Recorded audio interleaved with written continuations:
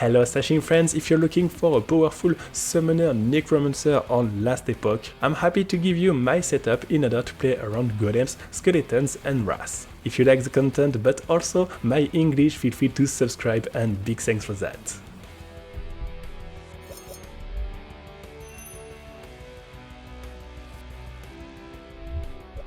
The idea for this build is that you want to play around golem, wraith and skeletons and you'll have this number. So they are quite tanky, you won't need to spam your buttons in order to have them, but if you need you can summon them again, for example if you are facing a boss. Also don't forget that you have a hotkey if you want to move your troop and attack an enemy.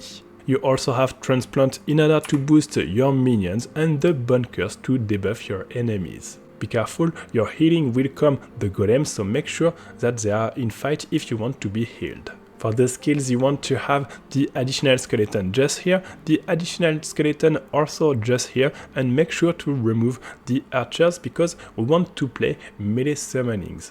That's why you also want to take the rogues, because even if they throw shurikens, they will use melee attacks. Then you want for the wraiths to always have 2 wraiths, that's why we take this one and boost their stats just here, some attack speed just here, and then everything linked to critical strike, chance and multiplayer. For the golem you'll want to have the additional one and the healing just here. You also want to generate straight and this one to grant armor to your minion and to your golems. For the bunkers, the fact that it will reduce the resistances with the mark of the death and this one to increase the duration of the mark, chance to reduce enemy armor, a bit of damage, a bit of AoE damage, and the fact that enemies will die if they have less than 12% of their life. You also want to take this one in order to be sure to always have 3 vanguard skeletons. For the transplant and the mobility, you want haste and frenzy and cast, and this one in order to generate this small guy, the red guy, in order to have additional minions. You also want just here to have the bone armor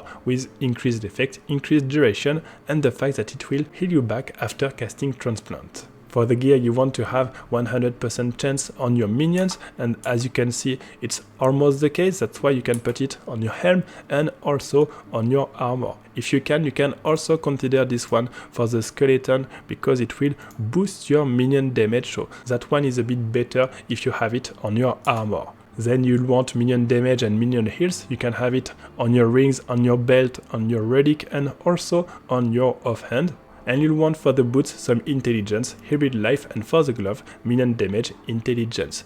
You also want for your weapon minion melee damage, and make sure to also consider this one, physical penetration for your minion. If possible, a base armor with critical strike chance for your minion will also be a bit better than mine. Finally, for the amulet, you want to have also minion damage, minion heals, and some resistances. For the idols, you'll want to get the remaining critical strike chance that you need for your minions and also resistances to be capped. For the blessing, you'll want resistances just here. You can either go for the minion resistances if you prefer, and then you want to have minion damage and this one percentage of increased armor. For the passives, you want to have intelligence, some attack speed just here, and vitality, and you want to unlock this one in order to have armor on your minion per level. For the necromancer, you want to have this buff which will grant your minions a bit of attack speed and some heals on it when you use a potion.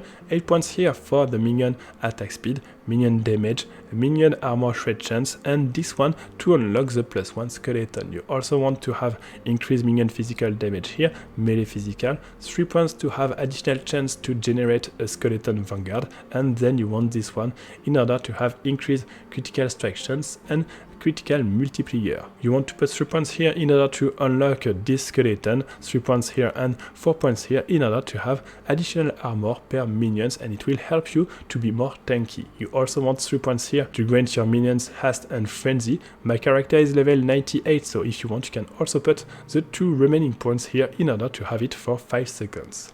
To finish with the gameplay, you simply want to use transplant when you want to buff your minions and to get some mobility, and also to curse all your enemies. Otherwise you can also move your troops if you need, but it's not mandatory. I'll let you enjoy the gameplay and see you at the end of the video.